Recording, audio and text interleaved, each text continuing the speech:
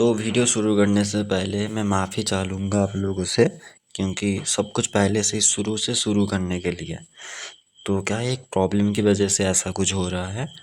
तो आपको और कोई भी प्रॉब्लम नहीं, आपको इसी चैनल पे मतलब कि यूजीसी नेट के पेपर वन का जो सारे टॉपिक है वो एक के बाद एक मिल जाएगा।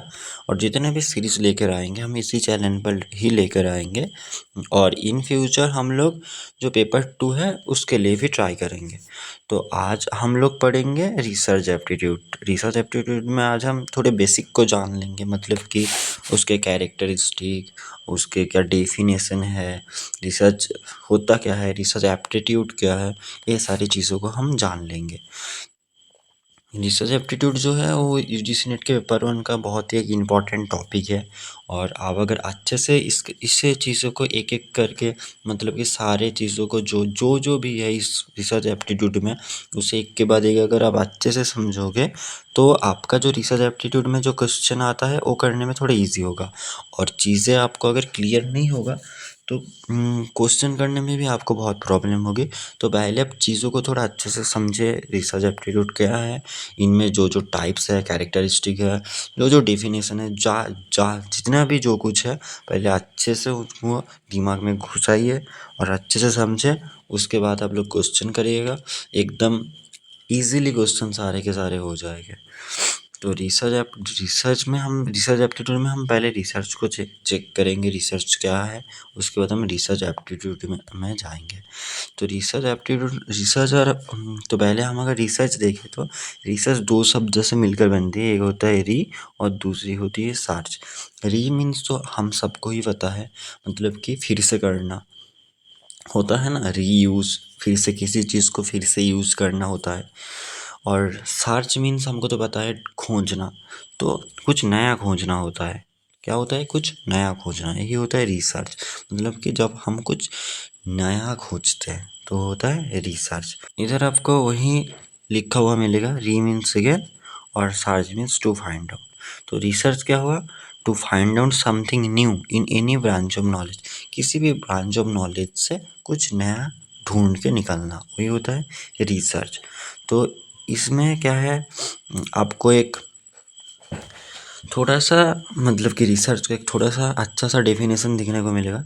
तो क्या है, research is a structured inquiry that utilize the acceptable scientific methodology to solve problems and create new knowledge that is generally applicable। मतलब रिसर्च क्या है? रिसर्च एक स्ट्रक्चर्ड इंक्वायरी होगा, ये आप कैरेक्टरिस्टिक्स में भी डाल सकते हो। रिसर्च क्या होगा? स्ट्रक्चर्ड इंक्वायरी होगा कि वो किसको यूटिलाइज करेगा? एक साइंटिफिक मैथोडोलॉजी को। मतलब कि एक साइंटिफिक मैथोडोलॉजी भी होगा, हम ऐसे ही नहीं कर सकते। नेक्स्ट क्या, एक प्रॉब्लम को सॉल्व करेगा। मतलब कि रिसर्च हमेशा प्रॉब्लम ओरिएंटेड ही होगा, मैं आपको आगे बताऊंगा। और इन द एंड क्या होगा, एक न्यू नॉलेज क्रिएट होगा जो कि अप्लाई कर सकते हैं हम। तो वो होता है रिसर्च। और हम अगर रिसर्च एप्टीट्यूड की बात करें तो वो कुछ भी नहीं है। एप्टीट्यूड मीन्स हम सबको पता है क्या होता है, ability to do something. Sorry, ये वाला पेन ले लेता हूँ। एबिलिटी मीन्स क्या होता है, अरे एप्टीट्यूड मीन्स क्या होता है, एबिलिटी टू डू समथिंग। मतलब कि किसी भी चीज़ को करने के लिए जो हमारा जो एबिलिटी होता है उसको ही रेफर्स कर रहा है इसमें, क्या किसमें, एप्टीट्यूड में। रिसर्च के रिगार्डिंग जो भी एबिलिटी है वो होता है रिसर्च एप्टीट्यूड। अब हम रिसर्च के कैरेक्टरिस्टिक को समझेंगे। रिसर्च, हम किसी भी चीज़ को ऐसे ही रिसर्च नहीं कर सकते। मतलब कि किसी ने कुछ भी कर दिया तो क्या रिसर्च हो गया? जैसे रिसर्च नहीं होता है, रिसर्च के कुछ मतलब कि स्टेप होते हैं, कुछ क्राइटेरिया होता है। वरना रिसर्च क्या, सब अगर रिसर्च हो जाएगा तो मतलब क्या ही बताओ। तो रिसर्च के पहले कैरेक्टरिस्टिक, बहुत सारे कैरेक्टरिस्टिक्स है, मैंने कुछ इंपॉर्टेंट देख के पिक कर लिया है। और भी आपको, आप अगर पढ़ोगे तो बुक में आपको बहुत सारे मिल जाएगा। आपको अगर टाइम मिले तो सारे के सारे पढ़ लेना। तो पहले आती है ऑब्जेक्टिविटी। ऑब्जेक्टिविटी क्या चीज़ है? ऑब्जेक्टिविटी इन, मैं आपको सिंपल वर्ड में बताऊँ तो being objective means without any बायस अप्रोच। मतलब क्या होता है, कोई भी बायस नहीं होता है ऑब्जेक्टिविटी में।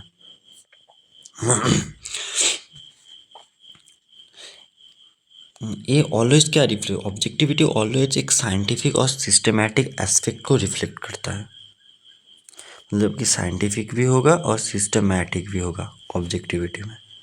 और ऑब्जेक्टिविटी एक ऐसा कैरेक्टरिस्टिक्स है कि मतलब कि बोला जाता है कि इसके रिगार्डिंग ही सारे कैरेक्टरिस्टिक्स बनते हैं, रिसर्च के जो जो भी कैरेक्टरिस्टिक्स है इसके रिगार्डिंग ही बनते हैं इस ऑब्जेक्टिविटी के।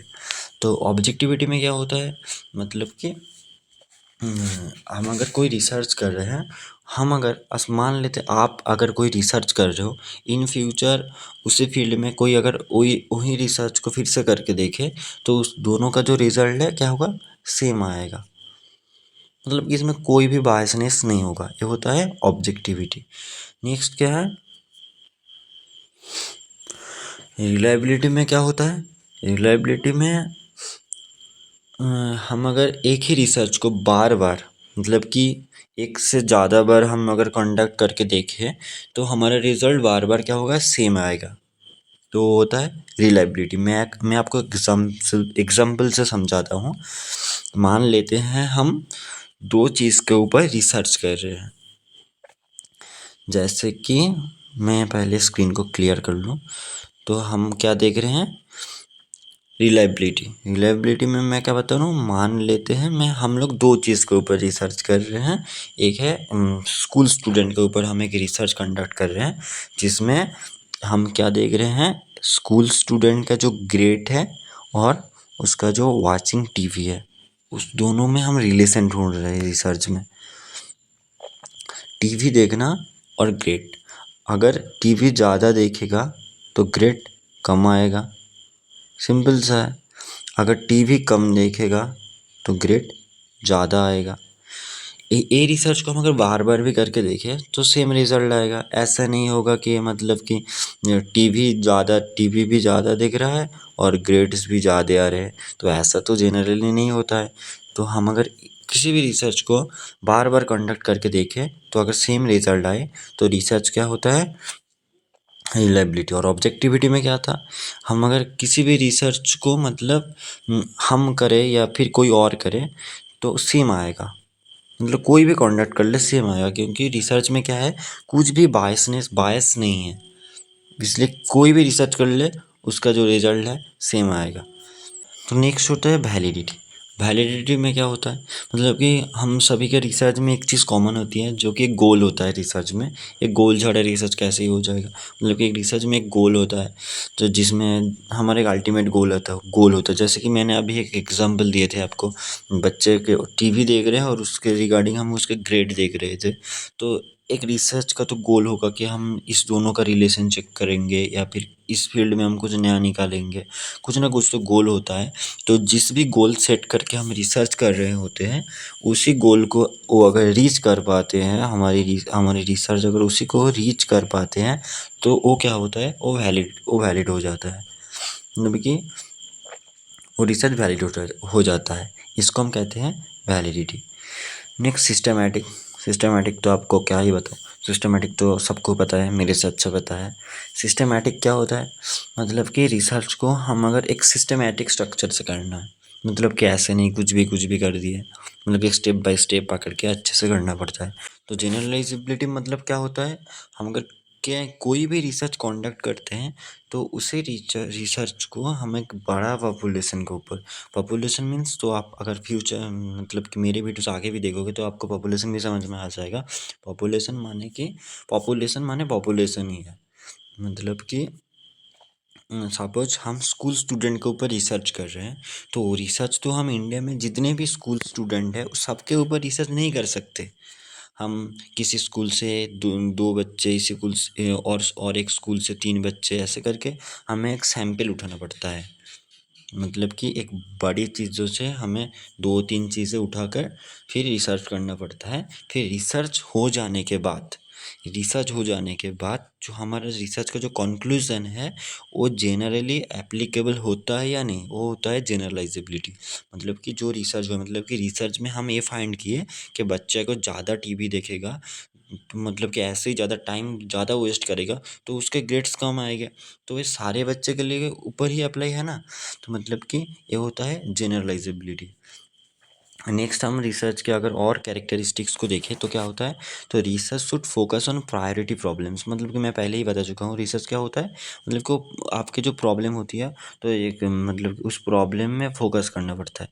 क्योंकि हम अगर किसी चीज़ प्रॉब्लम को नहीं सॉल्व करेंगे या फिर कुछ नया आइडेंटिफाई नहीं करेंगे तो रिसर्च नहीं होगा। रिसर्च हो सिस्टमेटिक। अब सिस्टमेटिक तो मैंने आपको बता ही चुका हूँ। सिस्टमेटिक मतलब स्टेप बाय स्टेप होगा, एक स्ट्रक्चर्ड प्रोसीड्योर होगा जो फॉलो करके ही हम रिसर्च करेंगे। और रिसर्च में लॉजिक भी होगा। मतलब कि कुछ मतलब क्या बताऊँ, मतलब कि रिसर्चर अपने मन से किसी चीज़ को मैनिपुलेट नहीं कर सकता है, किसी भी आइडियाज़ को। तो ये होता है रिसर्च का लॉजिकल। और क्या होता है, रिसर्च रिडक्टिव होगा।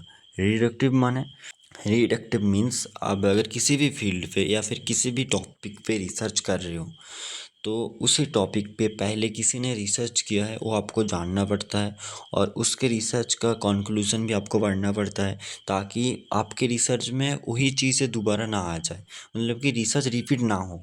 इसे ही हम सिंपल वर्ड में कह सकते हैं रिसर्च रिडक्टिव होना चाहिए। और रिसर्च शुड बी रीएप्लीकेबल, मतलब कि रिसर्च को हम अप्लाई कर सकते हैं। मैंने आपको अभी बताया जनरलाइजेबिलिटी में, तो वही होता है रिसर्च हमको अप्लाई करना पड़ता है। हम अगर किसी चीज़ का अप्लाई नहीं होगा तो उसी चीज़ का कोई वैल्यू भी नहीं होगा। तो मतलब रिसर्च क्या होना चाहिए, एप्लीकेबल होना चाहिए। नेक्स्ट है रिसर्च के टाइप्स। बहुत सारे टाइप्स आपको देखने को मिल रहा है, जैसे कि descriptive, correlational, exploratory, experimental, fundamental, applied, deductive, inductive, quantitative, qualitative, conceptual, empirical. आप अगर नीचे भी आओगे तो आपको सारे के सारे चीज़ें अच्छे से मतलब रेडी हुआ है, तो ये सारी चीज़ें कल आएगा। तो आज हम जो पढ़े हैं मतलब कि रिसर्च, उसके कैरेक्टरिस्टिक्स, कॉन्सेप्ट, तो इसमें कोई भी प्रॉब्लम आती है तो आप कमेंट कर सकते हैं। ट्राई करेंगे आपके प्रॉब्लम को सॉल्व करने के लिए। अगर नेक्स्ट वीडियो देखना है तो चैनल को सेव कर लो, वरना नेक्स्ट वीडियो नहीं मिलेगा।